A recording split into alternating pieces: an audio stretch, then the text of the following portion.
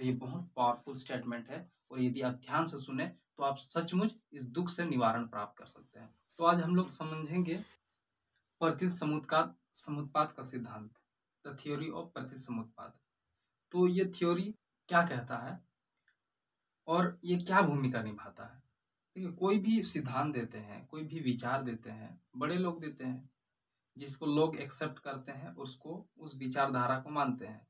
जैसे महात्मा गांधी सिद्धांत दिया, तो उस विचारधारा को इंसान अपनाए कि बहुत अच्छा विचारधारा है, इसको समाज में लागू करो, और लोग पालन करते हैं। अलग अलग विचारधारा है, जैसे भारत में अध्यात्मवादी है, पश्चिम में कैपिटलिस्टिक है, पूंजीवादी, तो विचारधारा एक्सेप्ट करते हैं। तो उसी में से एक है ये प्रतित समुत्पाद का सिद्धांत। इसको कौन दिया? गौतम बुद्ध। भाई गौतम बुद्ध दिए। गौतम बुद्ध बहुत महान व्यक्ति थे, जो अपने विचार से पूरे लोगों को प्रभावित किया। पूरा दुनिया में विख्यात है बुद्धिज्म। उन्होंने बुद्धिज्म का स्थापना किया। तो गौतम बुद्ध का नाम गौतम बुद्ध ऐसा ही नहीं पड़ा, वो ज्ञान को प्राप्त किए बोधि पेड़ में, बोधि ट्री में बोलते हैं, जो लुम्बिनी में है, और वो ध्यान के माध्यम से प्राप्त किए ज्ञान। भाई ध्यान के माध्यम से कैसे प्राप्त करते हैं? ध्यान के माध्यम से आप ज्ञान प्राप्त कर रहे। सोचो, इस दुनिया को कौन बनाया, कैसा चल रहा है। हम तो पढ़ के हम समझते हैं, लेकिन वो आंख बंद करके ध्यान से वो प्राप्त किया ज्ञान। तो वो महान व्यक्ति है, महान महान, जो हम नहीं बन सकते उसके जैसे, इसीलिए वो महान है। भाई कोई व्यक्ति गाड़ी से स्पीड जाता है, कोई गाड़ी से स्पीड जाता है, वो तो आम बात है कि गाड़ी से स्पीड ही जा सकता है, इलेक्ट्रॉनिक चीज है। लेकिन कोई इंसान साइकिल से गाड़ी को पार कर दे, तो ये आश्चर्य की तो बात है ना। उसी प्रकार गौतम बुद्ध ध्यान के माध्यम से ज्ञान को प्राप्त किए और वो बुद्धत्व को प्राप्त किए। तो वही ये सिद्धांत दिया, और इस सिद्धांत को यदि समझेंगे आम इंसान, तो वो जान जाएंगे कि दुख हमारे जीवन में क्यों आता है, क्यों है, और इसको हम कैसे कम कर सकते हैं। क्योंकि इंसान जीता है सुख के लिए, और उसको ये समझ नहीं आता कि हम सुख किसमें है, हम किस प्रकार सुख को प्राप्त कर सकते हैं, किस प्रकार हम आध्यात्मिक के द्वारा सुख को प्राप्ति के माध्यम से हम खुश रह सकते हैं। लेकिन इंसान नहीं समझता इस चीज को, क्योंकि वो अज्ञान है। वही गौतम बुद्ध ये जो 5 लिंक, 5 कड़ियां है, उसको बताते हैं गौतम बुद्ध कि हम दुख से कैसे निवारण प्राप्त कर सकते हैं। ठीक, तो यही है बेसिक फंडामेंटल्स अबाउट दिस प्रतित समुत्पाद। देखो, प्रतित समुत्पाद का अर्थ क्या है? प्रतित मतलब आश्रित, और समुत्पाद मतलब फिनोमिना, घटना। तो आश्रित घटना मतलब एक घटना दूसरे घटना से आश्रित है, दूसरे घटना से वो डिपेंडेंट है। पढ़ा रहा हूं या बता रहा हूं आप लोगों को, तो इसके पीछे बहुत सारा चीज डिपेंडेंट है, जिसमें बचपन से पढ़ा, उसके बाद ज्ञान प्राप्त किया, उसके बाद बहुत सारा अरेंजमेंट किया, और मैं आपको बता रहा हूं। तो मैं एक चीज पर थोड़ी मैं आश्रित था ना, बहुत सारा चीज, मैं बुद्धि पर आश्रित था, मैं लिखने का शैली पर आश्रित था। तो एक क्रिया जो है दूसरी क्रिया पर आश्रित होता है। यही है प्रतित समुत्पाद, phenomena which is not independent but it is dependent on other phenomena. एक घटना दूसरी घटना पर आधारित होता है। Everything arise depending on something else. समझे? तो यही हम समझेंगे। तो हम लोग 12 कड़ियां जो हम दुख को हम दूर कर सकते हैं, इस 12 कड़ी यदि आप जानोगे। ये भाई विचारधारा है, ये कोई मजाक का चीज नहीं। गौतम बुद्ध बताया है ध्यान के माध्यम से, मतलब ये बहुत पावरफुल है यदि हम समझेंगे। मैं खुद अनुभव किया हूँ, पर मैं प्रतित समुत्पाद सिद्धांत को पढ़ने से पहले मेरा जीवन में अनुभव हुआ है, और मैं उसको पढ़ा तब मैं लिंक कर पाया अपने अनुभव से। मैं अनुभव को बता सकता हूँ। तो सबसे पहले हम आते हैं अविद्या, है ना, ये रोटेशन बेसिस पर घूमते रहता है। 12 कड़ी है। पहले आते हैं अविद्या। अविद्या मतलब अज्ञान।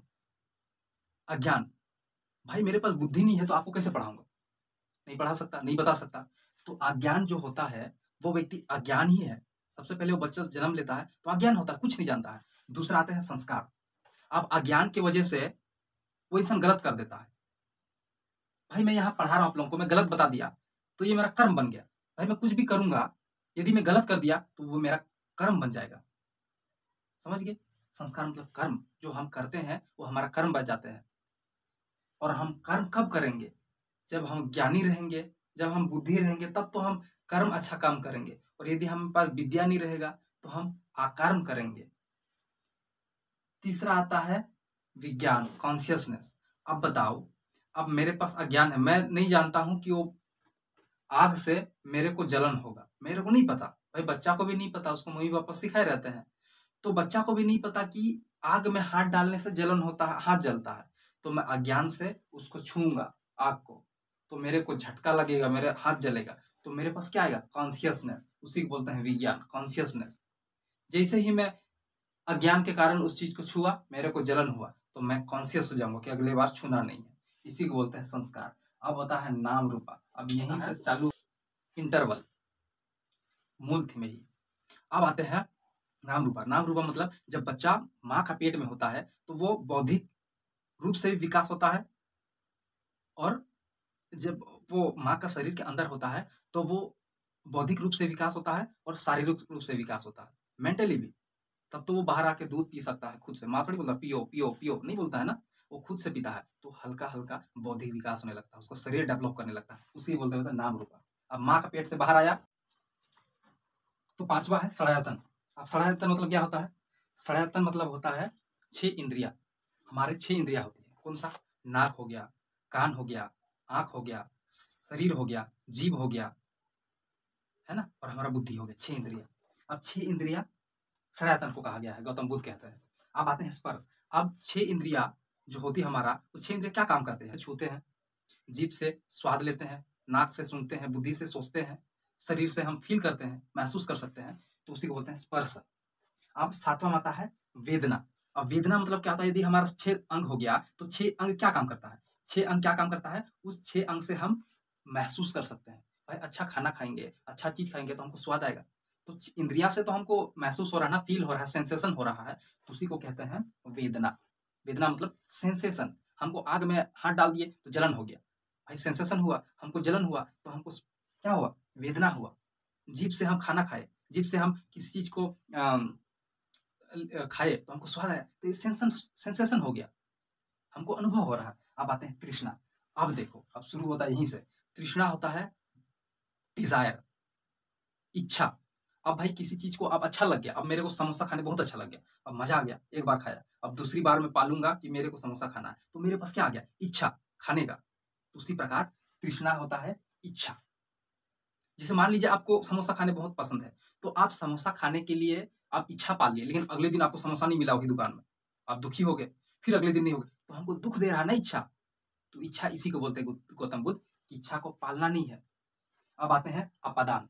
देखो, जब हम इच्छा तृष्णा डिजायर लगे तो हम अपादान मतलब होता है attachment.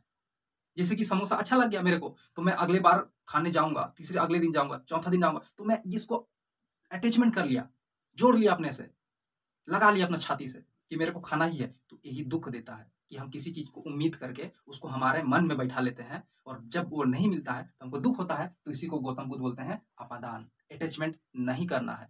You should not be attach with any desire. कोई भी इच्छा से आपको जुड़ना नहीं है। अब बोलते हैं भावा। अब बोलते हैं भावा, बिकमिंग।